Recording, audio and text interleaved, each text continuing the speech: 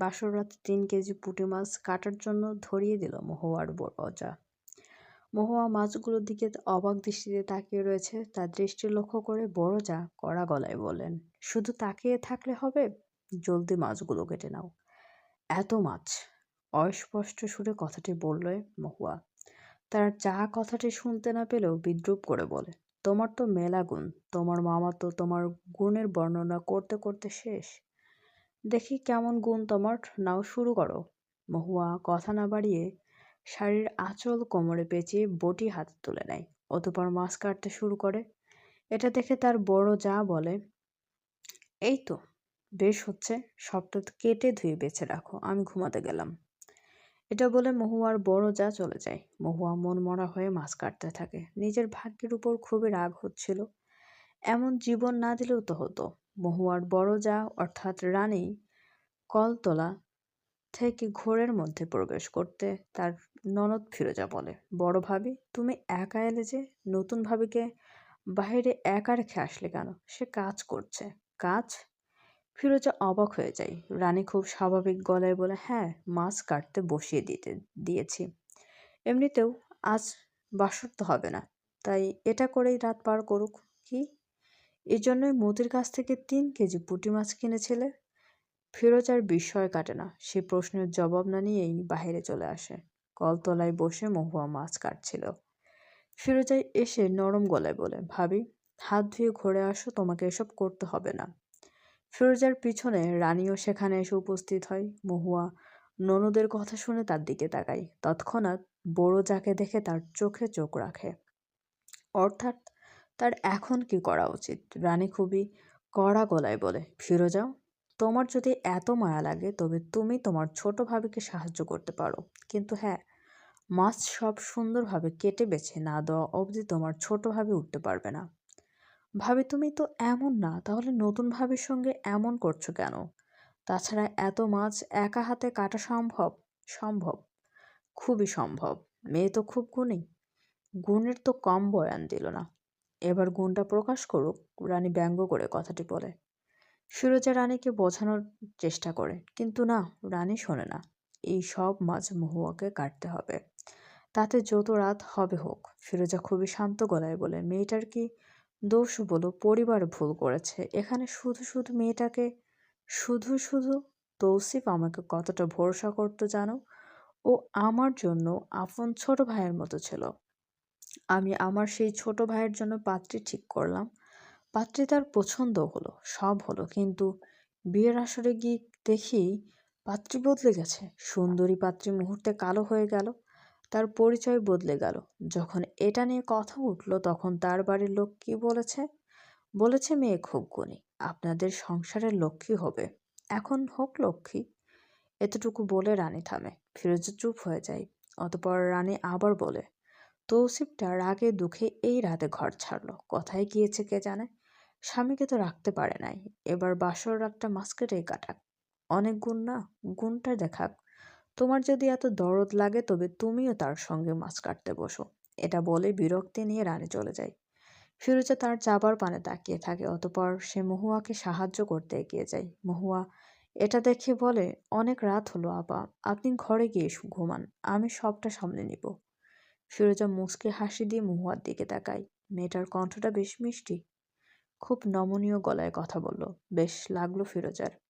সে যে সেই কথায় গুরুত্ব না দিয়ে নিজেও মাছ কাটতে বসে। অতঃপর শান্ত গলায় বলে, বড় ভাবি ততটা খারাপ নয় যতটা তুমি ভাবছো। আসলে তোমরা এভাবে প্রতারণা করলে তো। ভাই ওর আগের মাথায় ভাবিকে দুটো কথা শোনালো, সেটা নিতে পারেনি ভাবি। মাত্র বলতো শুনলে না, ভাই তার কাছে আপন ভাইয়ের মতো। আমাদের বড় ভাবি আমাদের খুব ভালোবাসে, সেজন্য তোমাকে মন থেকে মেনে নিতে পারছে না।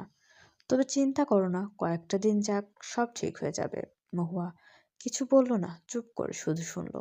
সেই সাথে হাত চালু রেখেছে, কাজ করে যাচ্ছে। ফিরোজা ঘন্টা খানেকের মতো কাজে সাহায্য করলো। অতঃপর আর না পেরে উঠে, এত মাছ এই রাতে কাটা সম্ভব নয়, বাকিটা ওভাবেই ফ্রিজে রেখে দাও ভাবি, আর করতে হবে না, যতটা করা হয়েছে তাতেই হবে।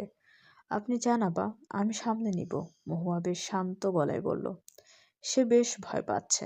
কাজ বাকি রাখলে যদি রানী তাকে কাল ঘর ছাড়া করে, এই বাড়িতে আর না রাখতে চায়, সে কোনো অবস্থায় এমনটা চায় না, তাই কোনো ভুল করতে চায় না। ফিরোজা অনেক জড়াজড়ি করলেও পারল না। শেষে বাধ্য হয়ে নিজেই চলে গেল। তার খুব ঘুম পাচ্ছে, এসব কাজ করতে ভালোও লাগছে না। তাই মহুয়াকে রাজি করাতে না পেরে একাই চলে যায়। সে অবশ্য আবারও রানীর কাছে গিয়েছিল। রানী বললেই মহুয়া উঠে আসবে, এটা সে বেশ বুঝেছে। তাই রানীর কাছে অনুরোধ করতে আবার গেল, কিন্তু কাজ হলো না। রানীর মধ্যে অন্যরকম এক জেদ কাজ করছিল। মহুয়াকে এই শিক্ষাটা দিতে পেরে বেশ লাগছিল, মনের জ্বালা একটু হলেও কমেছে। ফিরোজা শেষবারের মতো বলে, নতুন মানুষ, এই রাতে কলতলায় একা থাকবে যদি ভয় পাই। ভাবি, এত রাগ করছো কেন? একটু সদয় হও। মেয়েটা মামার বাড়ির মানুষ, মেয়ের নিজের মা বাবা নেই। আমার তো মনে হয় ওই মেয়ে নিজেও ভিকটিম, হয়তো বাধ্য হয়ে এমন কাজ করেছে। তার পরিবারের শাস্তি তাকে এভাবে দিবে। ফিরোজার এসব কথাই কাজ হলো না, বরং রানী তাকে ধমক দিয়ে ঘুমাতে পাঠালো। ফিরোজা বাধ্য হয়ে ঘরে চলে গেল। রানীও তার ঘরের দরজা বন্ধ করে বিছানায় এসে শুয়ে পড়ল। রানীর স্বামী আফজাল বলে, এতটা কঠোর হতে তো তোমাকে কখনো দেখেনি। নতুন মেয়েটার উপর একটু বেশি কঠোর হচ্ছ না? তোমার এটা বেশি মনে হচ্ছে? রানী শান্তভাবে জানতে চাই। আফজাল মাথা নাড়ায়। রানীর মুখটা মুহূর্তে অন্ধকার হয়ে যায়। এটা দেখে আফজাল তাকে জড়িয়ে ধরে বলে, তোমার কোনো দোষ নেই। ক্ষতটা তো বড়, তাই কঠোরতা একটু বেশি। ছাড়ো আমায়, যাই দেখি মেয়েটা কলতলায় ভয়ে মরে পড়ে রয়েছে কিনা। এটা বলে রানী উঠে দাঁড়ায়। আফজাল মিলান হাসে। সরাসরি বলছে না যে এবার তারও মেয়েটার জন্য চিন্তা হচ্ছে। তাছাড়া এত রাতে এত বড় কাণ্ড ঘটানোটাও তার ভুল ছিল, এটা এখন ঠিকই উপলব্ধি করতে পেরেছে, কিন্তু সরাসরি স্বীকার করলো না। এটা ভেবেই আফজাল হাসে। রাত তখন 12:30। বিয়েবাড়ির পরিবেশ সন্ধ্যাবেলায় শান্ত হয়ে গিয়েছে। যা এক কাণ্ড ঘটেছে, তাই কেউ আর মজা করতে পারল না। দূরের আত্মীয় স্বজনও সব চলে গিয়েছে। রয়ে গেছে শুধু বাড়ির সদস্যরা, যাদের মাঝে ফিরোজা এবং তার বাচ্চারা ছিল। বাচ্চাদের মধ্যে রাত 10টা নাগাদ রানী ঘুমাতে পাঠিয়ে দেয়। ইতিমধ্যে তৌসিফ রাগ দেখিয়ে ঘর থেকে বের হয়ে গিয়েছিল। সেটা নিয়ে রাত 11টা নাগাদ আলোচনা হলো। অবশেষে বড়দেরও ঘরে ঘুমাতে পাঠিয়ে রানী মহুয়াকে নিয়ে কলতলায় আসে। সেই সময় মাছ কাটতে বসিয়ে দেয়। তখন থেকে 1.5 ঘন্টা ধরে মহুয়া এখানেই বসা। যদিও ফিরোজা এতক্ষণ ছিল, তবে সে চলে যেতে মহুয়া একা হয়ে পড়ে। কিছুটা ভয়ও করছিল, তবে ভয়টাকে গুরুত্ব না দিয়ে নিজেই কাজ করছিল। তৌসিফ সবে বাড়ি ফেরে। সদর দরজার দিকে পা বাড়াতেই হঠাৎ থেমে যায়। কলতলার লাইটটা জ্বলছে। টিনের ছাউনি থেকে ঝুলে থাকা একখানা হলদেটে আলো। চারপাশে অজস্র মশা পোকা গুনগুন করছে। আলোটা স্থির নয়, মাঝে মাঝে কেঁপে ওঠে, যেন যে কোনো সময় নিভে যাবে। কলের মুখ, ভেজা মাটি আর চারপাশের ছায়াগুলোকে অদ্ভুতভাবে লম্বা করে মাটিতে ছড়িয়ে দিয়েছে সেই আলো। ঠিক সেই আলোতেই কলতলায় কাউকে বসে থাকতে দেখা গেল। লোকটা নড়ছে না। আধো আলো আধো ছায়ার, মুখটা স্পষ্ট নয়, শুধু বসে থাকার ভঙ্গি আর ছায়ার রেখা বোঝা যায়। তৌসিফ একটু থমকে দাঁড়ালো। কিছুটা রাগ মিশ্রিত গলায় বলল, কে? মহুয়া চমকে উঠে। হাতের মাছটা নিচে পড়ে যায়। এই কণ্ঠটা তার চেনা। তবুও হঠাৎ শুনে চমকে যায় মহুয়া। ইতিমধ্যে তৌসিফ সেখানে এসে উপস্থিত হয়। মহুয়ার মুখের দিকে না তাকিয়ে হাতের দিকে তাকায়। হাতে মাছের আঁশ লেগে আছে। তৌসিফ কিছুটা ঝাঁজ নিয়েই বলে, এসব কি? চলবে। মামার আদরের মেয়েটি এসেই তার গুণ দেখাতে শুরু করেছে। বাহ! তৌসিফ ব্যঙ্গ করে কথাটি বলে। তার কণ্ঠে শুধু ব্যঙ্গ নয়, সঙ্গে ছিল কঠিনতা। মহুয়া ভয়ে কাঁচুমাচু হয়ে দাঁড়িয়েছিল। এরই মাঝে রানী সেখানে এসে উপস্থিত হয়। তৌসিফ তাকে দেখে মহুয়াকে ব্যঙ্গ করে বলে, দেখো ভাবি, মামার মেয়েটির বেশ গুণ রয়েছে। মশার কামড় খাওয়া, ভূতের ছোবল খেয়ে মাছ কাটতে পারার গুণ, বা পুরো গুণে ভরপুর। এত গুণ আমি কোথায় রাখি? মহুয়া চুপচাপ দাঁড়িয়ে আছে। তৌসিফ কাটা মাছের দিকে চোখ দিয়ে কঠিন গলায় বলে, মাছ কাটা হয়নি? এটার মাথা বেঁকে গেছে, ওটার মাথা তো নাই, সাথে এই গুণ তোমার? কথাটি শুনে রানী মুচকি হাসি দেয়। অতঃপর তৌসিফকে শান্ত করতে বলে, এগুলো আমি কাটতে দিয়েছি তোর বউয়ের গুণটা দেখতে। যাক, সেসব তুই ঘরে যা। রানীর কথা শুনে তৌসিফ কিছুটা অবাক হয়। এটা তার ভাবির কাজ। তৌসিফ খুশি হলো না। সে বুঝতে পারছে তার কথায় কষ্ট পেয়ে তার ভাবি এমনটা করেছে। সে তো মেয়েটাকে কষ্ট দিতে চায়, প্রতিশোধ নিতেই বিয়ে করেছে, তাই বলে এভাবে নয়। রানী আবারও তৌসিফকে ঘরে যেতে বলে। তৌসিফ না গিয়ে আর চোখে মহুয়ার দিকে তাকায়। রানী বিষয়টা লক্ষ্য করে বলে, তোর বউয়ের গুণ দেখা শেষ, আপাতত আজ আর গুণ দেখব না। এত বউ বউ করো না তো। ঠক, জোচ্চোর একটা মেয়ে, জোচ্চোরের বংশধর। এমন প্রতারক আমার বউ হওয়ার যোগ্যতা রাখে না, মোটেই না। তৌসিফ কথাটি বলে চলে যায়। মহুয়ার এই কথাটা খুবই খারাপ লাগে। তার কান্না এসে যায়, তবে খুব কষ্টে সে চোখের পানি আটকায়। রানী মহুয়ার দিকে না তাকিয়ে বলে, সব মাছ ফ্রিজে রেখে হাত মুখ ধুয়ে ঘরে যাও। মহুয়া মাথা নাড়ায়। অতঃপর রানীর কথা মতো কাজ করে। তবে সে কোনো ঘরে যায় না। খাবার ঘরের এক কোণে চুপচাপ দাঁড়িয়ে থাকে। সে ঠিক বুঝতে পারছে না এখন কোন ঘরে যাবে, তার স্বামীর ঘরে? কিন্তু সে কি এটা ভালোভাবে নেবে? মহুয়া কোনো কিছু বুঝে উঠতে না পেরে চুপচাপ সেখানে দাঁড়িয়ে থাকে। রানী এসে তাকে এভাবে দাঁড়িয়ে থাকতে দেখে গম্ভীর গলায় বলে, সারা রাত দাঁড়িয়ে থাকবে? মহুয়া জবাব না দিয়ে করুণ চোখে রানীর দিকে তাকায়। রানী তার মনের অবস্থা বুঝতে পেরে এবার একটু নরম গলায় বলে, চলো। কিন্তু মহুয়া পুরোটা বলতে পারে না। তার যে বয়স ভয় হচ্ছে, তৌসিফ যে খুব খুব রাগী সেটা তার কথাই বেশ বুঝছে। মহুয়া এখন তার ঘরের যাবে ভাবতেই ভয় হচ্ছে। এটা দেখে রানী কঠিন গলায় বলে, স্বামীর কাছে যেতে এত ভয় কিসের? বিয়েটা এভাবে করার সময় তো ভয় কাজ করছিল না, এখন তো ভয় পাচ্ছ কেন? সারা জীবন কাটাতে হবে, তার সাথেই কাটাতে হবে। তাই এসব ভয় বাদ দিয়ে যা করলে স্বামী সন্তুষ্ট হবে সেটাই করো। তার মন জুগিয়ে চলার চেষ্টা করো, চলো। রানী এগিয়ে যায়। তবুও মহুয়া এগিয়ে আসতে সাহস পাচ্ছে না। এটা দেখে রানী কিছুটা রাগ নিয়ে বলে, আমার জন্য আমার স্বামী অপেক্ষা করছে, তোমার জন্য তার মনে কষ্ট দিতে পারবো না। এই বলে মহুয়ার ডান হাত শক্ত করে ধরে অতঃপর টেনে তৌসিফের ঘরে নিয়ে আসে। তৌসিফ রানীকে মহুয়াকে নিয়ে আসতে দেখে কাটকাট গলায় বলে, এই মেয়েটাকে এখানে নিয়ে আসলে কেন? তোর বউ তবে কই থাকবে? রান্নাঘরে? যদি তোর মনে হয় ঘরে রাখবি না, তবে পাঠা রান্নাঘরে, আমার কোনো সমস্যা নেই। আমি তোদের মাঝে আসবো না, যাচ্ছি আমি।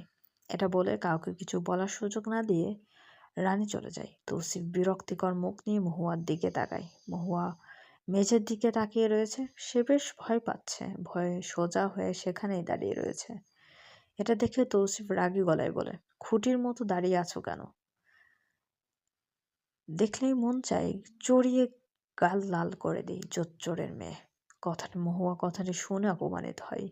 সে জানে এই অপমান তাকে সারা জীবন সহ্য করতে হবে, কিন্তু তার দোষ কোথায়? সে তো বাধ্য হয়ে করেছে। এমন প্রতারণা তো সে করতে চায়নি। তার মামা মামি কত অসহায় হয়ে তাকে অনুরোধ করেছিল, তাই তো বাধ্য হয়েছে। মা মরা মেয়ে মহুয়া। মায়ের মৃত্যুর পর বাবা হয়ে গেল পর, আর নতুন সংসারে জায়গা হয়নি মহুয়ার।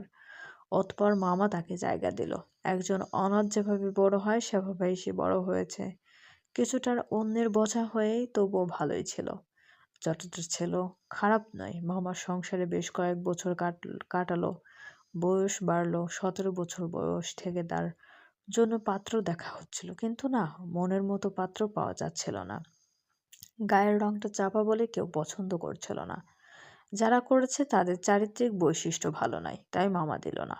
অবশেষে বাধ্য হয়ে মামা সুন্দর মেয়েটাকে দেখিয়ে তার বিয়ে ঠিক করলো। বিয়ের আসরে তৌসিফের পরিবার সবটা বুঝতে পারলে তারা রেগে যায়। মামা তো তখন অসহায় হয়ে হাতে পায়ে ধরেছিল, বারবার বলেছিল আমার মেয়েটা খারাপ নয়, ও খুব গুণী। এই বিয়েটা ভাঙবেন না, তাহলে মেয়েটা কলঙ্কিনী হবে, আর বিয়ে হবে না। মেয়েটার গায়ের রংটা শুধু চাপা, তাছাড়া ওর মাঝে সব গুণ রয়েছে। বিশ্বাস করুন, এত গুণী মেয়ে আপনারা কখনোই পাবেন না। দয়া করে বিয়েটা ভাঙবেন না। মামার সেই আপত্তি নয়, বরং তৌসিফের জেদে তাদের বিয়ে হলো। তৌসিফ এটা মেনে নিতেই পারছিল না তার সাথে প্রতারণা হয়েছে, তাও এত বড় প্রতারণা। তাই তো রাগে জেদে বিয়েতে মত দিল। বিয়ে করে মহুয়াকে কষ্ট দিবে, তার প্রতারণার শাস্তি দিবে। মহুয়া নিজের এই ভাগ্যকে মেনে নিয়েছে, এই ঘরে এসেছে। মহুয়া এসবই ভাবছিল। তার ভাবনায় বাধা দিয়ে তৌসিফ কর্কশ গলায় বলল, সামনে থেকে সরছে দেখো, মনটা চায় একটা চড় বসিয়ে দিই। এই বেয়াদব মেয়ে, সরো। মহুয়া চমকে উঠে সে দ্রুত 2 কদম পিছিয়ে যায়। তৌসিফ একবার মহুয়ার ভয় মিশ্রিত মুখের দিকে তাকায়। মেয়েটি দেখতে তো খারাপ নয়। লেখকের উপন্যাসের ভাষায় যদি মেয়েটির সৌন্দর্য বর্ণনা করে তবে এমন হবে, মেয়েটির চেহারা গোলগাল, যেন কোনো চন্দ্রের মৃদু আলো মিশে আছে। চোখ দুটো গভীর, জলে ভেসে থাকা মধুর ঝিলিকের মতো, যার ভেতর এক অদৃশ্য রহস্য লুকানো। ঠোঁটগুলো কোমল ও নিখুঁত, হালকা হাসিতে যেন মন ছুঁয়ে যায়। তার গায়ের রং চাপা, ধূসরতার সঙ্গে মিশে থাকা নরম সোনালি রঙের ছায়া যেন এক ধরনের নিখুঁত ভারসাম্য রক্ষা করছে।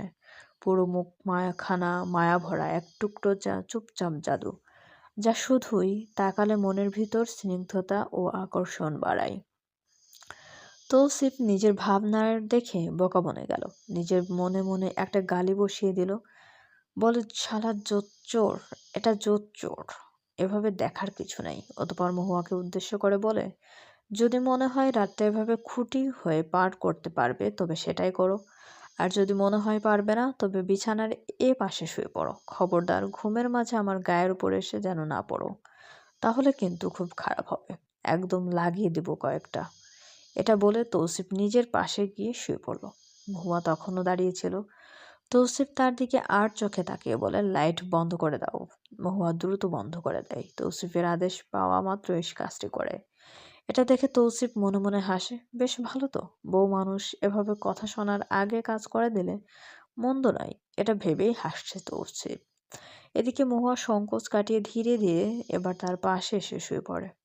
রানী বিছানায় শুয়ে আনমনে ভাবছিল। তাকে ভাবনায় দেখে আফজাল নরম গলায় বলে, কি ভাবছো? খারাপ লাগছে আজকের দিনে মেয়েটার সঙ্গে অমন করায়? না, যা করেছি বেশ করেছি। শাশুড়ি মা তো বেঁচে নেই, আমিই শাশুড়ি, মায়ের রোলটা পেলে করলাম না হয়। এটা বলে রানী উল্টো দিকে ঘুরে যায়। আফজাল মুচকে হাসে। তার বউটা রাগের মাথায় এমনই 2-একটা ভুল কাজ করে ফেলে। পরে ভুলটা বুঝতে পেরে নিজেই অনুশোচনায় ভোগে। তবে সচরাচর তো সে রাগে না, আজ এত রাগলো কেন?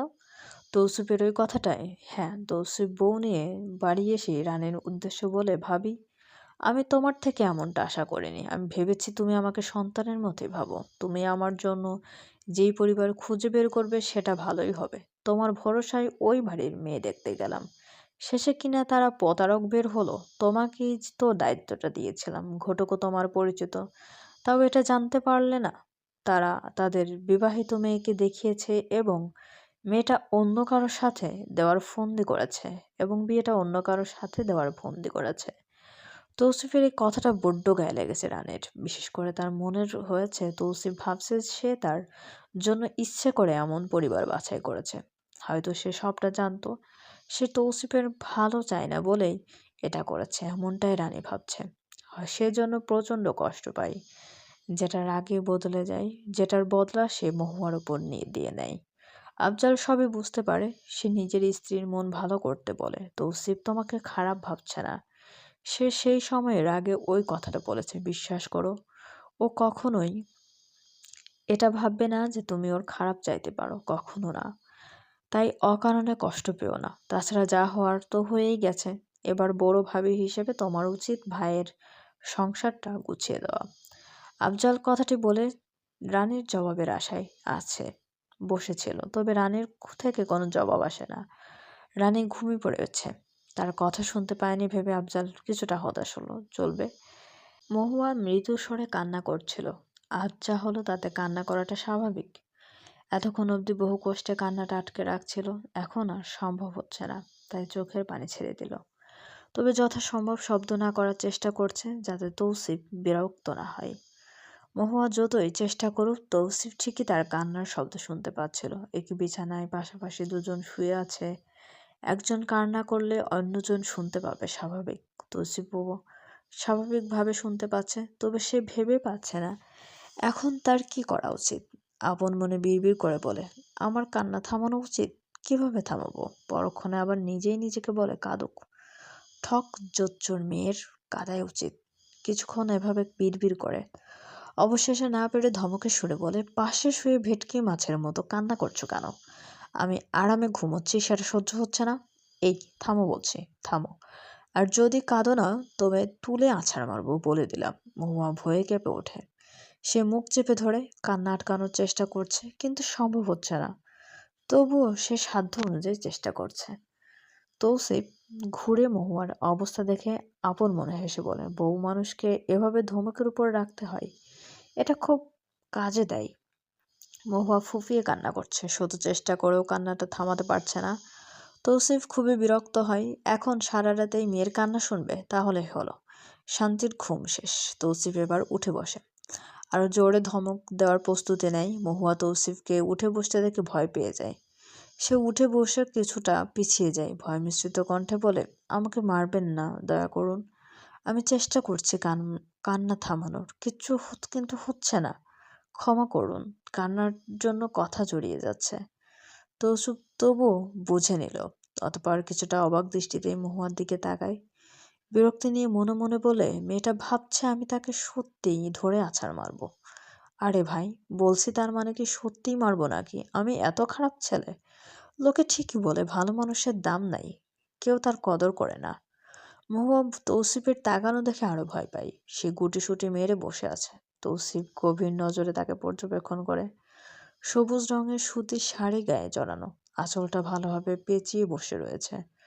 গোলগাল মুখটা চুপসে রয়েছে, গাল বেয়ে চোখের পানি পড়েছে। হঠাৎ করেই তৌসিফের মহুয়ার কান্নাটা এবার খারাপ লাগলো। কিছুটা নরম হয়ে বলে, কেঁদো না, কাদার কি আছে? সবাই বাসর ঘরে সুখ বিনিময় করে, তুমি না হয় একটু দুঃখ বিনিময় করলে। একটু থেমে আবার বলে, কেঁদো না। আরে, বাসর রাতে মাছ কাটাও কিন্তু এক নতুন অভিজ্ঞতা। শত বছর পরে তোমার নাতির ঘরের পুঁতি যখন তোমার বাসর ঘর সম্পর্কে জানতে চাইবে, তখন তোমার কাছে এটা অনেক ইন্টারেস্টিং লাগবে, সেই না? যেখানে সবার বাসর রাত একই রকম কাটে, কমন সব, সেখানে তোমার টান কমন। তুমি নাতি পুতিকে গর্ব করে বলতে পারবে, আমার বাসরে আমি এত এত পুঁটি মাছ কেটেছি। অতপর জামাইয়ের আছাড় মারার ভয়ে গুটিসুটি মেরে বসে রয়েছি। সে এক দেখার মতো বাসর ছিল। কথাটা বলে নিজেই হেসে দেয়। মহুয়া অবাক হয়ে তৌসিফের দিকে তাকায়। হঠাৎ করে তার নিজের স্বামীর এই হাসিটা ভালো লেগে গিয়েছে। তাছাড়া প্রথমবার তৌসিফ এত নরমভাবে তার সাথে কথা বলছে। হুট করেই এটা তার ভালো লেগে গিয়েছে। আচ্ছা, ভালো লাগলো কেন? শুধু সে স্বামী বলে? স্বামী হলেই বুঝি সব ভালো লাগে? মহুয়া এসব ভাবছিল। তবে তার চোখ এখনো ভেজা, কান্নাটা এখনো পুরোপুরি বন্ধ হয়নি। এটা দেখে এবার তৌসিফ নিজ সত্তায় ফিরে এসে ধমক দিয়ে বলে, এই, বলছে না কান্না থামাও? থামাও বলছি, পুরোপুরি থামাও, নয়তো সত্যি আছাড় মারবো। একটু থেমে আবার বলে, জোচ্চুরি করার সময় মনে ছিল না? এখন কাঁদছো কেন? দেখলেই গা জ্বলে যায়। মন চাই চড়িয়ে গাল লাল করে দেই। মহুয়া চুপ হয়ে বসে চাই। তার স্বামীর ধমকে এবার কাজ হয়। তার কান্না থেমে গেছে। তবু তবে খুব অপমানিত বোধ হচ্ছে। এই এক কথা সারা জীবন শুনতে হবে? প্রতারণার দাগ কি আর সহজে যায়? তবে মহুয়ার খুব ইচ্ছে করে জানতে, এতই যখন আমাদের উপর রাগ, তখন বিয়েটা করলেন কেন? না করে উঠে আসতেন। কিন্তু বলতে পারে না। সে চুপচাপ শান্ত মেয়ের মতো বসে থাকে। এটা দেখে তৌসিফ গম্ভীর গলায় বলে, তোমার মনে হয় আজ যেটা হয়েছে তোমার সঙ্গে, সেটা ঠিক হয়েছে? মহুয়া বুঝতে না পেরে তৌসিফের দিকে তাকায়। মহুয়ার বোকার মতো চাউনি দেখে তৌসিফ বুঝে গেল সে বুঝতে পারেনি। তৌসিফ এবার স্পষ্ট করে বলে, বিয়ের প্রথম রাতেই তোমাকে দিয়ে এত মাছ কাটালো, এটা ঠিক লাগছে? মহুয়া মাথা নাড়ায়, যার অর্থ যা হয়েছে ঠিক হয়েছে। এটা শুনে তৌসিফ খুবই রাগী চোখে তাকায়। মহুয়া আস্তে করে বলে, আমরা তো প্রতারণা করেছি, আমাদের জন্য বাসর ঘরটা ফুলে সজ্জিত বিছানা হবে না, সেজন্য কলতলা আর পুঁটি মাছই ঠিক আছে। তৌসিফ এটা শুনে কোনো জবাব দেয় না। সে নিজের পাশে আবার শুয়ে পড়ে। মহুয়া সেভাবেই বসে থাকে। তৌসিফ খুবই গম্ভীর গলায় বলে, যে মেয়ে নিজের সিদ্ধান্ত নিজে নিতে পারে না, অন্যেরা যা বলবে সেটা করা উচিত নাকি অনুচিত চিন্তা না করে শুধু হুকুম মেনে নেয় যায়, তেমন মেয়ে আমার অপছন্দের। এই তৌসিফ হাওলাদারের জীবনে দুই ধরনের মেয়ের জায়গা নাই, এক প্রতারক, দুই চবলা। যে দুইটা গুণ তোমার মধ্যে বিদ্যমান, তাই আমার মন অঙ্গনে তোমার জায়গা নাই। একদম অধিকার চাইতে আসবে না কখনো। তাহলে চড়িয়ে গাল লাল করে দিব। তৌসিফ কথাগুলো বলে চোখ বন্ধ করে ফেলে। মহুয়া শান্ত চোখে তার দিকে তাকিয়ে থাকে। তৌসিফের কথা ভাবাত্ম বুঝতে তার বেশ খানিকটা সময় লাগে। যখনই বুঝতে পারে তখন অবাক হয়ে যায়। মনে মনে বলে, তিনি বলতে চাচ্ছেন বিয়েটা যেভাবেই হোক আমাকে কষ্ট দেওয়ার জন্য কেউ অহেতুক কোনো আদেশ করলে সেটা ভুল। এই অসময়ে ওই কাজটা মেনে নেওয়া আমার উচিত হয়নি। মহুয়া ভীষণ অবাক হয়ে যায়। তৌসিফের কথার মানে এটা বুঝি সত্যি তাই, কিন্তু সে যদি না করতো তাহলে তো তাকে বের করে দিত। এই বাড়ি থেকে বের হলে যে তার যাওয়ার কোনো জায়গা নেই। তখন তৌসিফ কি তার পাশে দাঁড়াতো? তখন তো শুনলো ভাবি এই কাজ আমাকে দিয়েছে, কই তাকে কিছু বলল না তো। মহুয়া আর ভাবতে পারছে না। মনের মধ্যে অনেক প্রশ্ন রয়েছে, কিন্তু জবাব নাই। আর সে যা জবাব সাজাচ্ছে তাও মন মতো হচ্ছে না। আর না ভেবে মাথা থেকে সব বের করে দিয়ে মহুয়া বিছানায় শুয়ে পড়ে। ভোরের আলো ঘরের মধ্যে পড়তেই তৌসিফ চোখ মেলে তাকায়। চোখ মেলে সে যেটা দেখে তার জন্য মোটেও প্রস্তুত ছিল না। সে ঘুমের মাঝে মহুয়ার গায়ের উপর উঠে গেছে প্রায়। হাত পা সবই মহুয়ার গায়ের উপর, মাথাটা তার বুকের খুব কাছে। এসব বুঝতে পেরে হকচকিয়ে ওঠে তৌসিফ। লাফ দিয়ে কয়েক পা পিছিয়ে যায়। তৌসিফের এই কাণ্ডে মহুয়ার ঘুমও ভেঙে যায়। সে প্রথমে কিছু বুঝতে না পেরে ঘুম ঘুম চোখে বলে, ইস, গায়ের উপর দিয়ে কয়েক মণ ধানের বস্তা নেমে গেল মনে হয়। এখন শরীরটা বেশ হালকা লাগছে। ধানের বস্তা? কয়েক মণ? তৌসিফ বিড়বিড় করে কথাটি বলে কেসে ওঠে। তৌসিফের কাশির শব্দে মহুয়ার ঘুম ভাব বেশ শেষ হয়ে যায়। তার মনে পড়ে যায় সে শ্বশুর বাড়ি রয়েছে এবং যাকে সে ধানের বস্তার সাথে তুলনা করেছে সেটা তারই স্বামী, যে রাতে ঘুমের মাঝে তার গায়ের উপর হাত পা উঠিয়ে দেয়। সেটা বুঝতে পেরে জিভে কামড় দেয়। আস্তে করে বলে, আমি আপনাকে কিছু বলিনি। ও আচ্ছা। রাগী চোখে তাকিয়ে মহুয়া তৌসিফের রাগী চোখ দেখে কয়েকবার ঢোক গেলে তৌসিফ নিজের দোষটা লুকিয়ে গম্ভীর গলায় বলে, এই তুমি রাতে আমার গায়ের উপর এসে পড়েছো কেন? তোমাকে আমি বলেছি না আমার কাছে ঘেঁষবে না? তাও আসলে। লাজ শরম নাই? লাজ শরমের মাথা খেয়ে একটা ছেলের গায়ের উপর পড়লে এতটুকু লজ্জা নেই? মহুয়া অবাক চোখে তৌসিফের দিকে তাকিয়ে আছে। তৌসিফ সেটা দেখে বলে, আবার তাকিয়েছ দেখো। মনটাই চাই দেই কয়েকটা লাগিয়ে। এই চোখ নিচে করো। কত বড় সাহস স্বামীর উপর চোখ তুলে, বেয়াদব বেশরম মেয়ে। এটা বলে তৌসিফ উঠে দ্রুত পায়ে ঘর থেকে বের হয়। মহুয়া তার যাবার পানে হতভম্ব হয়ে তাকিয়ে থাকে। মাত্র যা হলো তার মাথার উপর দিয়ে চলে গেল। চলবে। রানী রান্নাঘরে সকালের নাস্তা তৈরি করছিল। ফিরোজা এসে হাতে হাতে সাহায্য করেছে। দুজনের কাজের ফাঁকে টুকটাক কথা বলছিল। এরই মাঝে রান্নাঘরের দরজায় কাঁচুমাচু হয়ে দাঁড়াচ্ছে মহুয়া। মহুয়া ফিরোজার নজরে পড়তে সে হেসে বলে, ছোট ভাবি, ওখানে দাঁড়িয়ে আছো কেন? ভেতরে আসো। মহুয়া আস্তে ধীরে ভেতরে প্রবেশ করে। রানী আর চোখে তার দিকে তাকায়, অতঃপর শান্ত গলায় বলে, গোসল না করেই চলে এসেছো?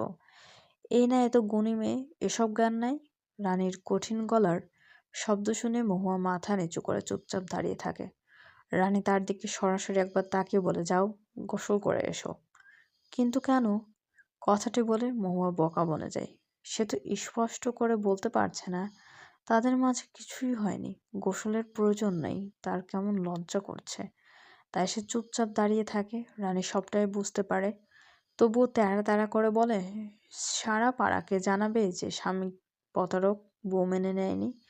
চুপচাপ গিয়ে গোসল করো, একটু পর পাড়া প্রতিবেশী নতুন বউ দেখতে আসবে। তাদের সামনে আমার মাথা কাটা যেন না যায়। আর হ্যাঁ, এরপর রান্নাঘরে এসে লাঠির মতো দাঁড়িয়ে থাকবে না। অনেক গুণই তো, টুকটাক গুণ দেখিও। আমরাও তোমার গুণ সম্পর্কে একটু জানলাম। মহুয়া চুপচাপ সব শুনে। ফিরোজা উঠে এসে তার হাত ধরে বলে, চলো ভাবি, আমি তোমাকে গোসলখানায় নিয়ে যাই। এটা বলে মিষ্টি হাসি দেয়। মহুয়া সেই হাসিতে কিছুটা ভরসা পায়। সে ফিরোজার সঙ্গে কল তোলা যায়। তাকে গোসলখানার ভেতরে ঢুকিয়ে ফিরোজা চাপ কল থেকে পানি নিয়ে ভেতরে দেয়। এই বাড়িতে মহুয়া ফিরোজার প্রতি একটু ভরসা পাচ্ছে। মেয়েটা যথেষ্ট ভালো, তার উপর রাগ ধরে নেই। হয়তো যা হয়েছে সবটা মেনে নিয়েছে। রানী রান্নাঘরে ছিল। এর মাঝে আফজালের ডাক পড়ে। সে আফজালের নাস্তা সাজিয়ে ঘরে নিয়ে আসে। আফজাল নাস্তা খেয়ে কাজের উদ্দেশ্যে বেরিয়ে যায়। ঘর থেকে বের হতে নিলে তৌসিফের সঙ্গে দেখা হয়। আফজাল শান্ত গলায় বলে, আজ দোকানে যাবি? হ্যাঁ, তুমি যাও, আমি একটু পর আসছি। তৌসিফ স্বাভাবিক ভাষায় কথাটি বলল। আফজাল কিছু বলতে নিয়ে থেমে যায়। তৌসিফ ফের তার শ্বশুরবাড়ির সঙ্গে দেখা করা উচিত, কিন্তু এটা তো স্বাভাবিক বিয়ে নয়, তাই বলার সাহস পায় না। তৌসিফ একটু খুবই একরোখা এবং জেদি। বিয়ের আসরে যে গলায় বলে আসলো, এই বাড়িতে আর কখনো আমার পা পড়বে না, আপনারা কেউ নাওরি নিয়ে আসতে যাবেন না। এক কথায় তাদের সাথে সমস্ত সম্পর্ক শেষ করে দিয়েছে। মহুয়ার সঙ্গে তাদের যোগাযোগ বন্ধ। এটাই তাদের প্রতারণার শাস্তি। সবে একদিন হলো। এখনই তৌসিফকে এই বিষয়ে বলাটা ঠিক হবে না। তাই আফজাল চুপচাপ চলে যায়। তৌসিফ ভাইকে বিদায় দিয়ে তার ঘরের দরজায় কড়া নাড়ে। রানী ভেতরে বিছানা ঠিক করছিল। তৌসিফ স্বাভাবিক গলায় বলে, আসবো ভাবি? হ্যাঁ, আসো। রানী তৌসিফের দিকে তাকিয়ে তৌসিফ ঘরের ভেতর প্রবেশ করে।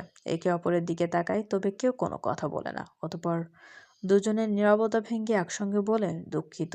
দুজনেই থেমে যায়। একে অপরের দিকে জিজ্ঞাসা দৃষ্টিতে তাকায়। এবার তৌসিফ আগ বাড়িয়ে বলে, ভাবি, আমাকে ক্ষমা করে দাও। গতকাল মাথা ঠিক ছিল না, সেজন্য তোমাকে কিছু কথা শুনিয়ে ফেলেছি। অনেকটাই কষ্ট দিয়ে ফেলেছি, কিন্তু বিশ্বাস করো, আমি তোমাকে কষ্ট দিতে চাইনি। তুমি তো আমাকে চেনোই ভাবি, রাগ উঠলে মাথা ঠিক থাকে না। কখন কি বলি বুঝতে পারি না। তৌসিফ অপরাধীর মতো মুখ করে তাকিয়ে আছে। রানী ম্লান হাসে। এই সংসারটা তার। এখানে থাকা প্রত্যেকটা মানুষই তার আপনজন। সবাই তাকে ভীষণ ভালোবাসে। তাই কারো ওপর রাগ বেশিক্ষণ ধরে রাখতে পারে না রানী। তৌসিফের মুখটা দেখে এবার তার মায়া হয়। তাই বলে, আমি তোর উপর রেগে নেই।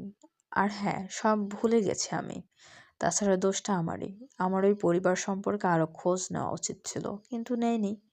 এটার জন্য আমিও ক্ষমা চাচ্ছি। না ভাবি, এভাবে বলো না। তোমার কোনো ভুল নেই। তুমি তো জানতে না তারা এভাবে আমাদের ঠকাবে। এখানে তোমার কোনোই ভুল নেই। এটা বলে তৌসিফ ম্লান হাসি দেয়। অতঃপর দুজনে কথা বলে সম্পর্কটা আগের মতো করে নেয়। সবকিছু স্বাভাবিক হলে রানী নরম গলায় বলে, তোর বউকে এভাবে গতকাল রাতে কষ্ট দিলাম, সেটা নিয়ে কিছু বলবি না? না। তৌসিফ খুব স্বাভাবিক কণ্ঠে বলে। রানী অবাক হয়ে বলে, কেন?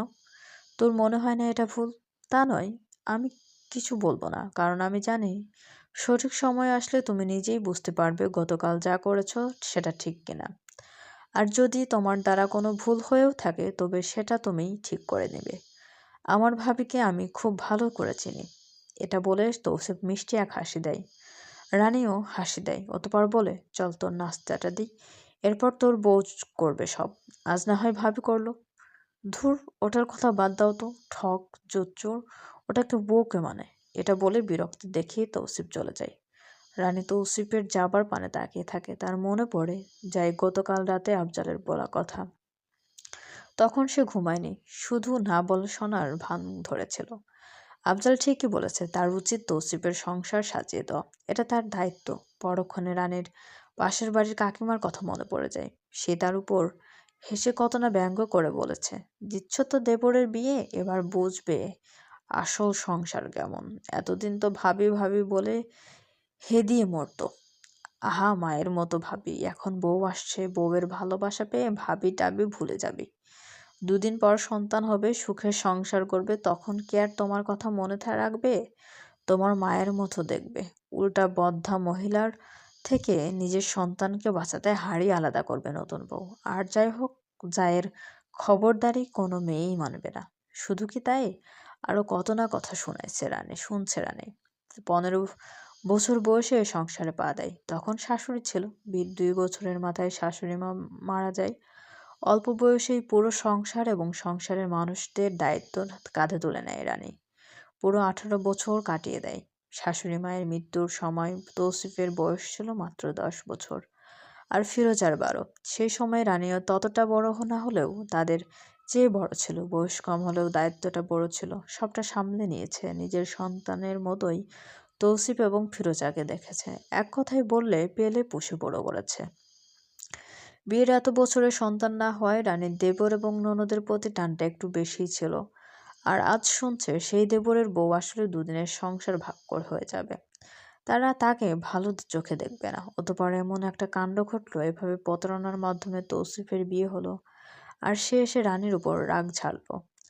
যেটা রানীর অবচেতন মনে অনেক প্রভাব ফেলেছে। সেজন্য সে জেনে বুঝে নিজের প্রভাব দেখাতে মহুয়ার সঙ্গে ওই কাজটা করলো। এই সংসারটা তার, তার সংসারে মহুয়ারও শুধুমাত্র একজন সদস্য, যাকে তার নিয়ম অনুযায়ী চলতে হবে। এটা বোঝাতেই সে মহুয়ার সঙ্গে অমন কাজ করলো। মনের ভয় থেকে ভুল করে ফেলেছে, সেটা রানী বেশ বুঝতে পারছে, তবে ধরা দিচ্ছে না। যা হওয়ার তা তো হয়েই গেছে। তাছাড়া এটা তো ঠিকই, এটা রানীর সংসার, এটাই অধিকার দেখালে সে সহ্য করবে না। সেটা তো মহুয়াকে বুঝতে হবে। তাই করেছে, বেশ করেছে। এভাবেই মনকে বুঝ দেয় রানী। সবার নাস্তা করা হলে রানী দুপুরের খাবারের জন্য প্রস্তুতি নেয়। সেই সময় ফোনটা বেজে ওঠে। মহুয়ার মামা ফোন দিয়েছে। গতকাল রাতে হয়তো সাহস পায়নি, এবার সাহস পেয়ে ফোন দিচ্ছে। রানী বিরক্ত হলেও সেটা বুঝতে না দিয়ে ফোনটা নিয়ে মহুয়ার কাছে আসে। মহুয়া ঘরের মধ্যে ফিরোজার বাচ্চাদের সঙ্গে গল্প করছিল। বাচ্চারা নতুন মামিকে পেয়ে বেশ মজা করছে, নানা রকম খেলার আবদার করছে। মহুয়াও সব আবদার স্বাচ্ছন্দ্যে গ্রহণ করছে। রানী কিছু মুহূর্ত দরজার কাছে দাঁড়িয়ে দেখে, অতঃপর ঘরে এসে ফোনটা হাতে ধরিয়ে দিয়ে বলে, কথা বলো। রানী কথাটি বলে চলে যায়। তার এখন ওই মেয়ের মলিন মুখ দেখার ইচ্ছে নেই। সে এখানে দাঁড়িয়ে থাকলে মেয়েটি মুখের হাসি বিলীন হয়ে যাবে, সেটা চাচ্ছে না রানী। এর থেকে এত বেশি কঠোর হতে পারছে না, তাই একটু দয়া দেখে চলে গেল। মহুয়া ফোন হাতে বোকার মতো দাঁড়িয়েছিল। পরক্ষণে কল কেটে যেতে পারে বুঝতে পেরে ফোনটা ধরে। ওপাশ থেকে মামা বলে, একটু মহুয়াকে দিবেন? দয়া, আমি আমি মামা আমি মামা মহুয়া পুরো কথা সমাপ্ত করতে না দিয়ে বলে, মহুয়ার মামা তার গলা শুনে খুব খুশি হয়। সে আবেগী হয়ে বলে, কেমন আছিস মা? ওই বাড়িতে সবাই খুব কথা শোনাচ্ছে, জামাই কি এখনো রেগে আছে?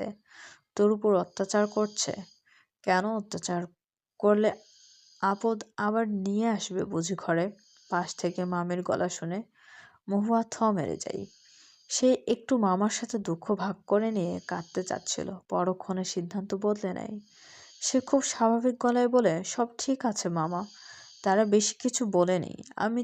আর তিনিও খুব ভালো, একটু রাগী কিন্তু ভালো। মহুয়া বেশ কিছুক্ষণ মামার সঙ্গে কথা বলে।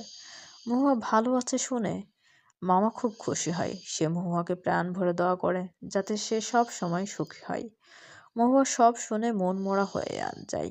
মনে মনে বলে, আমার ভাগ্যে সুখ লেখা আছে তো? সুখ কখনো ধরা দিবে তো? চলবে। তৌসিফকে বিয়ের পরের দিন থেকে দোকানে দেখে সবাই অবাক। বন্ধুরা বেশ মজাও নিচ্ছে। সবকিছুতে তৌসিফ বিরক্ত হয়। এসব দেখে আফজাল বলে, তোর আজকে এখানে থাকতে হবে না, যা তুই। তৌসিফও মেনে নিল। সে দোকান থেকে বের হয়। তাদের এলাকার বড় বাজারে একটি দোকান। এটা তার বাবার আমল থেকে রয়েছে, যেটা তারা দুই ভাই এখনো চালায়। এখন আগের চেয়ে থেকে বড় হয়েছে। দোকানে বেড়ে দুটো হয়েছে। নিত্য নতুন জামা কাপড় উঠেছে। সব মিলিয়ে তাদের ব্যবসা ভালোই। তাদের সঙ্গে দুজন কর্মচারীও রয়েছে। কর্মচারী বললে ভুল হবে, তাদেরই ভাই ব্রাদার্স। একসাথে বেড়ে ওঠা। তৌসিফ তাদের দোকানটা সামলাতে বলে বের হয়। তৌসিফ কিছুটা সামনে এসে টং দোকানে বসে। সেখানে তার বন্ধু হাসানও ছিল। তাকে দেখেই তৌসিফ বসেছে। দুটো চা নিয়ে দুজনে গল্প জুড়ে দেয়। হাসান মজা করে বললে, কেমন কাটলো কালকের রাত? তৌসিফ বিরক্তি নিয়ে তাকায়। হাসান হেসে দেয়। তৌসিফ এবার রাগ দেখায়। সেটা দেখে হাসান হাসি বন্ধ করে দেয়। মেয়েটা কেমন জানি না, তৌসিফ বিরক্ত নিয়ে বলে। হাসান নরম গলায় বলে, এমন করছিস কেন? মেয়েটাকে না চিনলে সারা জীবনের থাকবি কিভাবে? তা কালকে একটু তোদের মধ্যে বোঝাপড়া হয়নি? প্রতারকের সঙ্গে এত বোঝাপড়া কিসের? এটা বলে তৌসিফ চায়ে চুমুক দেয়। হাসান শান্ত গলায় বলে, তো প্রতারককে বিয়ে কেন করলি? তোর ভাই, আমরা সবাই তো বলেছিলাম বিয়েটা ভেঙে চল। তুই তো জেদ দেখিয়ে বিয়ে করলি। তা করলি কেন করলি? তৌসিফ জবাব দেয় না। সে চুপচাপ চায়ে চুমুক দেয়। তার স্মৃতিতে ভেসে ওঠে কালো রঙের গোল গাল চেহারাটা, যেটা কান্নাকাটি করে ফুলিয়ে ফেলেছে। বিয়ের আসরে তখন তৌসিফরা বিয়ে ভেঙে চলে আসছিল, তখন মহুয়ার মামা অনেক অনুনয় বিনয় করেছে। এসবের মাঝে মহুয়া কান্নারত অবস্থায় বলে, মামা থামো, তুমি এমন করলে অসুস্থ হয়ে পড়বে। হ্যাঁ ছাড়বে, তবে কি বিয়ে ভাঙা তোকে সারা জীবন আমাকে ঘাড়ে চাপিয়ে দিবে? দেখো আমি ভালোভাবে বলছি, আর যদি তোমার ভাগ্নির বিয়ে ভাঙে তবে আমি ওই কলঙ্কিনীকে ঘরে রাখবো না। এত বছর ভালোই পালছি। আর না, মহুয়ার মামি খুব রাগী গলায় কথাটা বলে, যেটা শুনে মহুয়ার মুখে আরও আধার নেমে আসে, যেটা তৌসিফ খুব ভালোভাবে লক্ষ্য করেছিল। তার তখন মনে হয়েছিল মান সম্মানের কথা না ভাবলেও এই মেয়েটার কথা তার ভাবা উচিত। আজ তারা চলে গেলে হয়তো মেয়েটা কিছু একটা করে বসবে। বাবা মা ছাড়া মেয়েটা হয়তো বড়দের জন্য বাধ্য হয়েছে। তাই তৌসিফ বিয়ে করতে রাজি হয়ে যায়। কি ভাবছিস? হাসানের কথায় তৌসিফ ভাবনা থেকে বের হয়ে আসে। মহুয়ার মুখটা কল্পনা করে শান্ত গলায় বলে, কিছু না। হাসান প্রসঙ্গ বদলে অন্য কথা বলে। তৌসিফও তাল মেলায়। মহুয়া মামার সঙ্গে কথা বলে ফোন রাখে। হঠাৎ মনটা ভীষণ খারাপ হয়ে যায়। সে ঘরের জানালার পাশে চেয়ার দিয়ে মনমরা হয়ে বসে থাকে। ফারাজ এবং মায়েশা এতক্ষণে বাহিরে খেলতে চলে গিয়েছে। সে একাই ঘরটাতে বসে রয়েছে। মনের মধ্যে নানা চিন্তা ঘুরপাক খাচ্ছে। সেই সময় রানীর ডাক পড়ে। সে উচ্চ শব্দে, নতুন বউ, এদিকটায় আসো বলে ডাক দেয়। রানীর ডাক পেয়ে চমকে ওঠে মহুয়া। সে দ্রুত পায়ে হেঁটে সামনের ঘরে যায়। রানী সেখানে দুজন ভদ্র মহিলার সঙ্গে কথা বলছে। মহুয়াকে আসতে দেখে একজন বলে, নতুন বউ যে, এসো এসো, তোমাকেই দেখতে এসেছি। মহুয়া ধীর পায়ে রানীর পাশে গিয়ে দাঁড়ায়। রানী তাকে পাশের চেয়ারটিতে বসতে বলে। মহুয়া তাই করে। অন্য এক ভাবি বলে, বউ তো ভালোই, তবে তৌসিফের পাশে বেমানান। এত সুন্দর ছেলেটার কপালে কি না জুটলো কালো মেয়ে। তা শুনলাম মেয়েরা নাকি সুন্দর মেয়ে দেখে কালো মেয়ে বিয়ের দিন ধরিয়ে দিয়েছে। তা তোমরা বিয়েটা দিতে রাজি হলে? এত সহজে রাজি হলে কেন? আরে শুনলাম তো মেয়েরা খুব কান্নাকাটি করছিল, হাতে পায়ে ধরলো, তাই মায়া হয়েছে তৌসিফের, সেজন্য বিয়ে করেছে। অন্যজন দাঁত কেলিয়ে কথাটি বলে।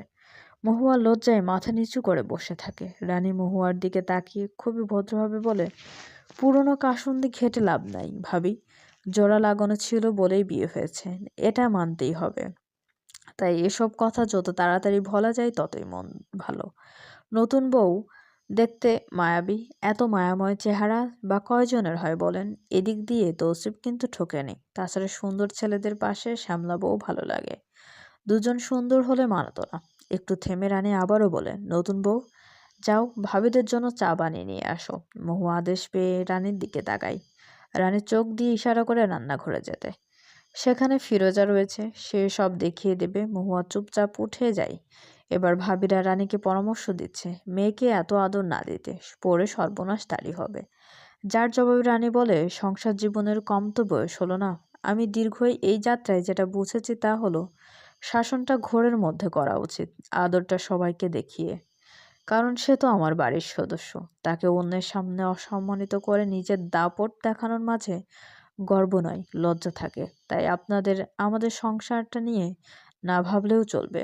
এত বছর যেহেতু সামলাতে পেরেছি, ভবিষ্যতেও পারবো, বুঝলেন? রানীর এমন জবাবের পর তারা আর কিছু খুঁজে পায় না। অতঃপর খুব সাধারণ কিছু কথাবার্তা বলে। তার মাঝে মহুয়া চা বানিয়ে নিয়ে আসলে সেটা খেয়ে দুজন চলে যায়। রানী মহুয়াকে আবার ঘরের দিকে যেতে দেখে বলে, নতুন বউ হয়েছ বলে কি ঘরে খুঁটি দিতে হবে? বাড়ির কাজে হাত লাগাও। আমি একা বাড়ির বউ নয় যে সব কাজ একা করব। মহুয়া দাঁড়িয়ে যায়। সে ঘুরে রানীর দিকে তাকায়। একটু বেশি অবাক হয়। এইমাত্র রানী অন্যদের সঙ্গে তার হয়ে কথা বলল, তার সম্মান নিয়ে বলল, এখন তাকে আবার কড়া গলায় কাজের কথা বলছে। এই মানুষটা ঠিক চাচ্ছে কি? মহুয়া ঠিক বুঝতে পারছে না। তবে সে কোনো কথা বলেনি। চুপচাপ রানীর পিছন পিছন রান্নাঘরে যায়। রানী ফিরোজাকে উনুনের কাছে থেকে উঠিয়ে বলে, যাও ঘরে গিয়ে বিশ্রাম নাও, ভাইয়ের সাথে কথা বলো। এখন বাবার বাড়িতে তোমার দুইটা ভাইয়ের বউ রয়েছে। এখানে এসে শুয়ে বসে কাটাবে, কাজে হাত লাগাবে কেন? এটা তোমার রাজত্ব করার জায়গা। এটা বলে রানী ফিরোজাকে পাঠিয়ে দেয়। অতঃপর মহুয়াকে ছোটখাটো কাজ দেয়। কাজের ফাঁকে মহুয়ার জীবন সম্পর্কে জিজ্ঞেস করে, তার বাবা মায়ের কি হয়েছে, সে মামার বাড়িতে কেমন ছিল। মহুয়া খুব সংক্ষেপে বলে, 2 বছর বয়সে মা মারা যায়। আমার তখন ওসব বোঝার বয়স ছিল না। বড় হওয়ার পর শুনেছি মায়ের মৃত্যুর অল্প দিনের মাঝে বাবা দ্বিতীয় সংসার পাতেন। সেই সংসারে 4 মাসের মতো আমার খোঁজ টুকটাক নিতেন, কিন্তু খরচও মামার হাতে দিতেন। তারপর থেকে নেওয়া বন্ধ করে দেয়। ততদিনে তার দ্বিতীয় বউ গর্ভবতী হয়ে যায়। তাই সে যোগাযোগ বন্ধ করেছে। আর কখনো যোগাযোগ হয়নি। আমার বড় হওয়া মামার সংসারেই।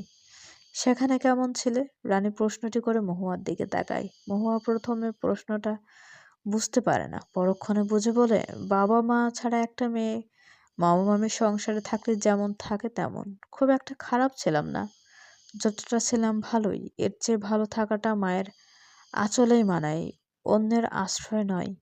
মহুয়া সরাসরি কষ্টের কথা না বললেও রানী যা বোঝার বুঝে নিল। সে ম্লান হেসে বলে, কালকের জন্য দুঃখিত। তুমি তো জানোই মায়ের আঁচল ছাড়া দুনিয়াটা কত কষ্টের। তাছাড়া আশা করি খুব একটা কষ্ট হয় নাই। এরকম কষ্ট সারা জীবন পেতে না চাইলে স্বামীরে আঁচলে বেঁধে ফেলো। স্বামীর পাশে থাকলে দুনিয়ার সব সুখ এসে ধরা দেয় জীবনে। মহুয়া কথাটি বুঝতে পারে, তবে তার সাধ্য আছে ওই লোকের মন জয় করার। এটা ভেবে সে একটা দীর্ঘশ্বাস ফেলে মনে মনে বলে, যা হওয়ার তাই হবে, এটা নিয়ে এত ভাবিস না মহুয়া। এরই মাঝে তৌসিফ বাড়ি চলে আসে। রান্নাঘর থেকে রানী তৌসিফকে দেখে মহুয়ার উদ্দেশ্যে বলে, তোমার স্বামী এসেছে, যাও তার কি লাগে দেখো। মহুয়া মাথা নাড়ায়, সে উঠে দাঁড়ায়, অতঃপর তৌসিফের দিকে এগিয়ে যায়। তৌসিফ তাকে এড়িয়ে গিয়ে রানীকে বলে, ভাবি 1 গ্লাস পানি দাও। রানী কথাটা শুনলেও জবাব দেয় না। মহুয়া বুঝে যায় এটা তাকেই করতেই হবে। তৌসিফ ঘরে চলে যায়। মহুয়া পানি নিয়ে তার পিছনে পিছনে আসে। তৌসিফ মহুয়াকে দেখে বিরক্তিকর দৃষ্টিতে তাকায়। মহুয়া শান্ত গলায় বলে, আপনার পানি। মহুয়া ভেবেছিল তৌসিফ তার হাত থেকে পানি নিবে না, কিন্তু না, তৌসিফ তার হাত থেকে পানি নেয়। এটাই মহুয়া খুশি হয়ে যায়। তার মুখে হাসি ফুটে ওঠে। তার খুশি তৌসিফের চোখ এড়ায় না।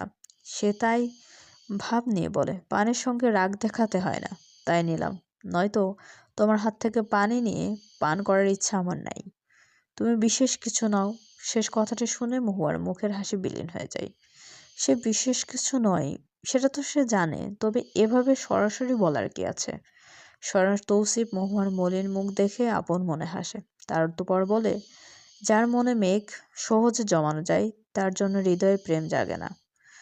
মনে মেঘ না জমলে বুঝি আপনার হৃদয়ে প্রেম জাগবে? মহুয়া তৎক্ষণাৎ প্রশ্নটা করে ফেলে। তৌসিফ অদ্ভুতভাবে তার দিকে তাকাতে মহুয়া চুপ হয়ে যায়। সে কয়েক পা পিছিয়ে যায়। অতঃপর বলে, আপনার আর কিছু লাগবে? নয়তো যাবো আমি, ভাবির সাহায্য লাগবে হয়তো। এটা শুনে তৌসিফ ম্লান হাসে। গা ছাড়া ভাব নিয়ে বলে, আমার কোনো প্রয়োজনও তোমাকে লাগবে না। আমি মরে যাচ্ছি তো আপনার প্রয়োজনে না লাগে। মহুয়া খুবই আস্তে কথাটি বলে, বিড়বিড় করে বলে কথাটা তৌসিফ বুঝতে না পারলেও তাকে যে কিছু শোনানো হচ্ছে তা বেশ ভালোই বুঝেছে। তবে সেটাই গুরুত্ব না দিয়ে বিছানায় বসে পড়ে। মহুয়া কয়েক সেকেন্ড সেভাবে দাঁড়িয়ে থেকে আস্তে করে ঘর থেকে বের হয়। তৌসিফ তার চলে যাওয়া দেখে। মহুয়া আবার রান্নাঘরে আসলে রানী গম্ভীর গলায় বলে, এখানে এসেছো কেন? না মানে, তার তো কিছু লাগবে না, তাই আমি। মহুয়াকে কথা সমাপ্তি করতে না দিয়ে রানী বলে, না, না লাগলে না লাগুক, গিয়ে তার আশেপাশে ঘুরঘুর করো। স্বামী ঘরে আসলে এটাই করতে হয়। রানীর এই কথা শুনে মহুয়া তার চোখে চোখ রাখে। রানী মিষ্টি এক হাসি দেয়, যার অর্থ তুমি যতটা খারাপ ভাবছো আমি ততটাও খারাপ নই। মহুয়া রানীর কথা শুনে আবার ঘরে যাবার জন্য পা বাড়াতে পাশের বাড়ির আসমা ভাবি এসে উপস্থিত হয়। আসমা ভাবি রানীর সঙ্গে একবারই কথা বলছিল। মহুয়া লক্ষ্য করে আসমা ভাবিকে দেখে রানী কেমন একটা হয়ে যায়।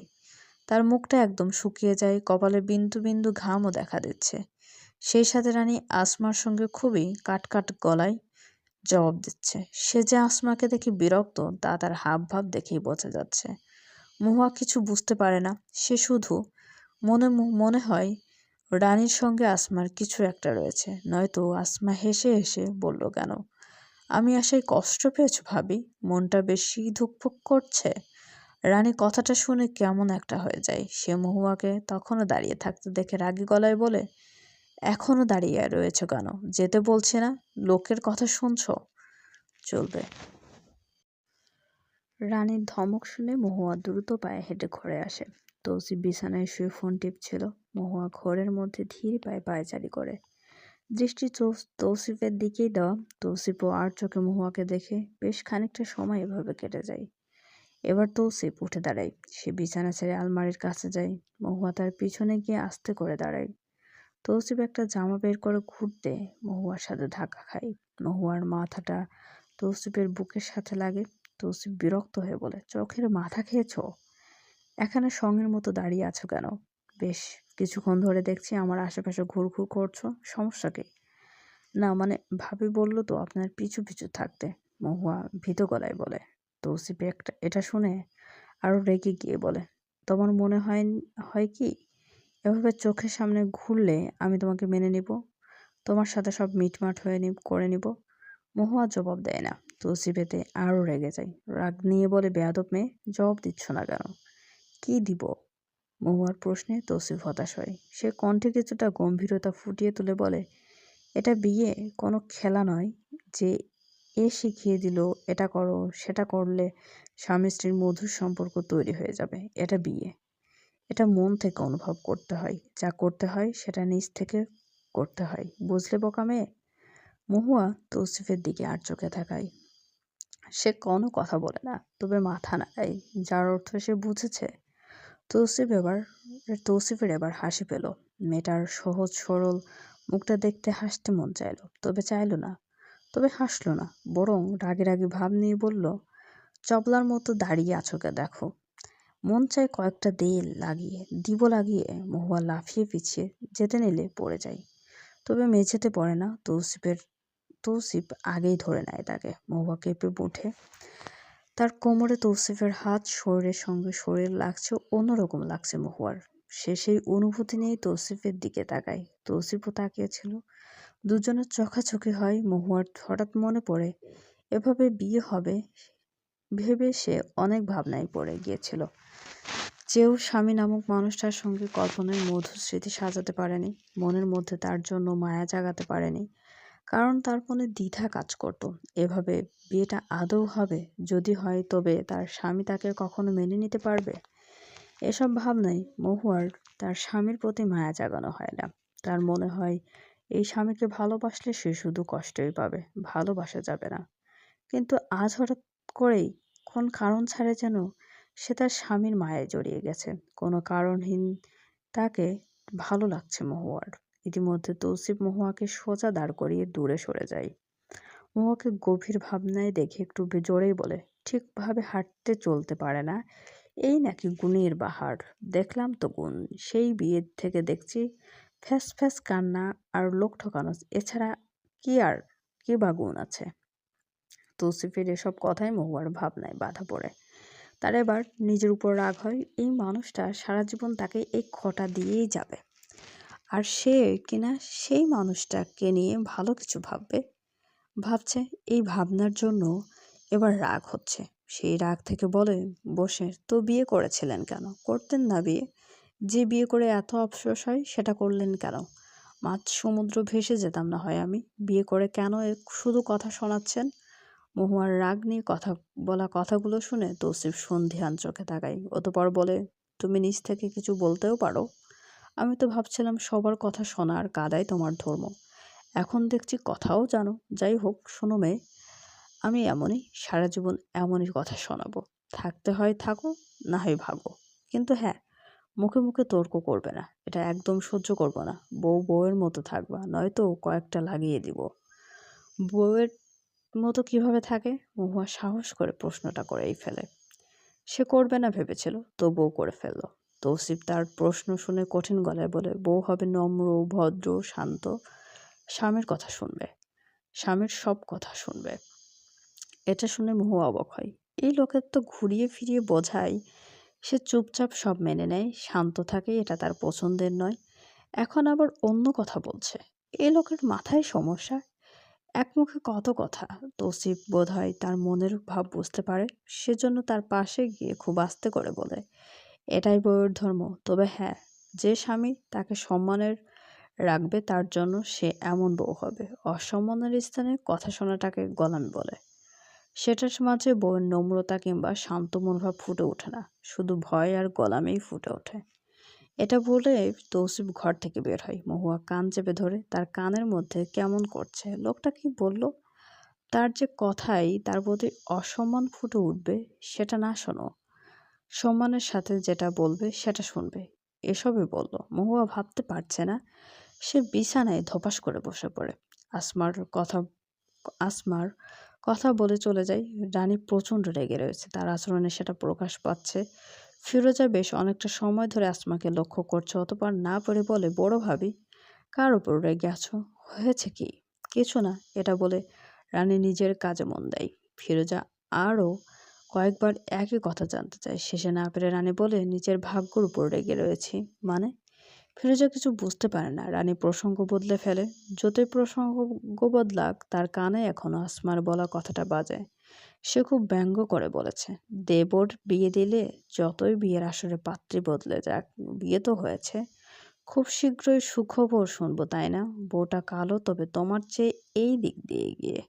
তোমার সৌন্দর্য দিয়ে কি বা হবে? তুমি তো আর বাচ্চা দিতে পারবে না, ওই মেয়েটা পারবে। যাই হোক, মিলেমিশে থেকো, আবার ঝামেলা করো না যেন। রানীর মাথা থেকে এই কথাটা এখনো বের হচ্ছে না। সবাই কি পেরেছে? ফিরোজার বাচ্চা হয় নাই? কই, তাদের নিয়ে কি হিংসে করেছে রানী? বরং নিজ হাতে কত যত্ন নিয়ে তাদের পেলেছে। এখনো তারা তার বড় মামিকে কত ভালোবাসে। এই তো একটু আগে ফারাজ আবদার করে গেল মামির হাতে দুধ পুলি খাবে, সেটা না খেয়ে যাবে না। তার মা আজই যাওয়ার সিদ্ধান্ত নিয়েছে, কিন্তু সে পিঠা না খেয়ে যাবে না। মা এসব জিদ ধরলো, তার মায়ের হাতের মালপোয়া খাবে। তাহলে এখন সবাই এত কথা বলছে কেন? দেবরের বাচ্চা হবে, সে পালবে না? সে তো ওদের চেয়েও বেশি ভালোবাসবে, কারণ ওই বাচ্চা সারাদিন ঘরে থাকবে। বিয়ে না হতে হতেই বিয়ে হতে না হতেই সবাই এই এক জিনিস নিয়ে পড়ল। এসবে যা রাগ হয়েছে, তার চেয়ে বেশি রাগ হয়েছে রানীর আসমার ইঙ্গিতে। আসমা যে তাকে কী ইঙ্গিত দিয়েছে সেটা একমাত্র সে জানে। সে যতই না বোঝার ভান ধরুক, মন তো ঠিকই বুঝেছে। সেই দুঃখ সে সে কিভাবে ঘোচাবে, এটা ভেবে রানের কান্না পাচ্ছে। তবে কাঁদে না, এত বছরে সবকিছুর অভ্যাস হয়ে গেছে। কান্নাটাকেও আটকে রাখার অভ্যাস তৈরি হয়ে করে নিয়েছে সে। তাই খুব সহজেই ফিরোজার চোখ ফাঁকি দিয়ে অন্য প্রসঙ্গে চলে যায়। তাকে খুব বুঝতে দেয় না তার মনের তোলপাড়। সন্ধ্যাবেলা আফজাল বাড়ি চলে আসে। আজ একটু তাড়াতাড়ি চলে এসেছে। এসে থেকে রানীর মনটা খুব খারাপ দেখে। যদিও রানী কিছুই বলেনি, তবে তার মন খারাপ আফজাল ঠিক বুঝতে পেরেছে। তবুও রানী ঘরের সব কাজ করে যাচ্ছে, এখনো চাল ভিজিয়ে রাখছে, পিঠা বানানোর জন্য পড়ে গুঁড়া করবে। এসবের মাঝে আফজাল তাকে ঘরে ডাকে। রানী ঘরে এসে স্বাভাবিক বলে, কিছু লাগবে? আফজাল জবাব না দিয়ে রানীর কোমরে হাত দিয়ে তাকে কাছে টেনে নেয়। অতঃপর আদুরে গলায় বলে, আমার বউকে দরকার ছাড়া আমার কাছে ডাকতে পারি না? খুব বেশি বুড়ো হয়ে গিয়েছি আমি? ছাড়ো তো, এই ভর সন্ধ্যা কি শুরু করলে? রানী খানিকটা লজ্জা পায়। সে সঙ্গে একটা দীর্ঘশ্বাসও ফেলে। আফজাল খুব যত্ন নিয়ে তার কপালে চুমু খেয়ে বলে, মন খারাপ কেন আমার বউয়ের? কই না তো। রানী অস্বীকার করে। আফজাল রানীর দুই কাঁধে হাত রেখে তার চোখে চোখ রেখে বলে, আমি চিনি আমার বউকে, তাই মিথ্যে বুঝ দিয়ে লাভ নেই। বলো, মন খারাপ কেন? এমনি। রানী বলতে চায় না। আফজাল জড়াজড়ি করে। এক পর্যায়ে রানী বাধ্য হয়ে বলে, সবাই ভাবছে তৌসিফের বাচ্চা হলে আমি খারাপ হয়ে যাব, এই জগতের সবচেয়ে খারাপ মানুষটা হব। আমি হিংসায় জ্বলে পুড়ে শেষ হয়ে যাব। তৌসিফের বউকে খুব কষ্ট দিব। তার নমুনা তো কাল দেখিয়েছি। তার বাসর রাতটা নরক বানিয়ে দিয়েছি। এর চেয়ে বেশি নরক বানাবো তার বাচ্চা হলে, কারণ আমি খুব খারাপ। আমি তো বন্ধ্যা। আমার সামনে সে মা হবে, আমাকে তো খারাপ হতেই হবে, তাই না? বলতে বলতে রানী কান্না করে দেয়। আফজাল অবাক হয়ে যায়, সেই সাথে রেগেও যায়। এত বছরেও মানুষের কথা শোনানো শেষ হলো না। সে এমন প্রতিবেশীদের দু গালি দিয়ে বউকে সামলানোর চেষ্টা করে। পরম যত্নে তার চোখের পানি মুছে দিয়ে বলে, তুমি এই পৃথিবীর সবচেয়ে ভালো মানুষ, আমার দেখা সবচেয়ে সেরা মানুষ। আমি আমি বাচ্চা যে আমাকে বাচ্চাদের মতো বুঝ দিচ্ছ? রানী আহত গলায় বলে। আফজাল ম্লান হেসে বলে, চোখের দিকে তাকাও, তাহলে বুঝতে পারবে এটা মিথ্যে নয়। আমি যদি এতই ভালো হই, তবে সব খারাপ আমার সাথেই কেন হয়? রানী চিৎকার করে বলে। আফজাল তাকে জড়িয়ে ধরে শান্ত করার চেষ্টা করে বলে, কারণ ভালো মানুষদের সাথেই খারাপ হয়, সবসময় খারাপ হয়। তুমি যদি একটু খারাপ হতে, তাহলে হয়তো যা তুমি পাওনি তা সবই পেতে। কিন্তু সমস্যা হলো তুমি খুব ভালো যে। আর যদি বলো মহুয়ার সঙ্গে করা ঘটনা, তবে বলবো ওই এক বিন্দু কষ্টের বিনিময়ে তুমি তাকে আকাশ সমান ভালোবাসা দিবে। আমি জানি তুমি এটাই করবা। তখন ওই মেয়েই বলবে সেদিনের সেই কষ্ট তার কাছে মূল্যহীন। তুমি নিজের উপর বিশ্বাস না রাখলেও আমি তোমার উপর বিশ্বাস করি। আর হিংসে কেন করবে তুমি? তুমি তো ওদের বাচ্চাকে অনেক ভালোবাসবে, হয়তো ওদের চেয়েও বেশি। আফজাল রানীকে বোঝানোর চেষ্টা করে, রানী বুঝ। মানে না। সে কান্না করতে থাকে। কাঁদতে, কাঁদতে একটা সময় বলে, একটা বাচ্চার জন্য আমার সুন্দর জীবনটা তছনছ হয়ে গেল, তাই না? আমার সাজানো গোছানো সবকিছু নষ্ট হয়ে গেছে। কিছু নষ্ট হয়নি। সব ঠিক হয়ে আছে। সব ঠিক থাকলেও মনের ক্ষতটা যে সারেনি, সেটা কখনো মুছবে না। কিছু ক্ষত মোছার নয়। রানীর এই কথাটা শুনে আফজাল তাকে আরো শক্ত করে জড়িয়ে ধরে। সে তার কিছু বলতে পারে না। তার কষ্ট দিয়ে কোনো শব্দ বের হয় না। তার কণ্ঠ দিয়ে কোনো শব্দ বের হয় না। সে চুপচাপ রানীকে শক্ত করে জড়িয়ে ধরে থাকে। চলবে। চ্যানেলটি সাবস্ক্রাইব করে আমাদের সঙ্গে থাকুন এবং গল্পটি আপনাদের কেমন লাগছে অবশ্যই কমেন্ট করে জানাতে ভুলবেন না। ধন্যবাদ।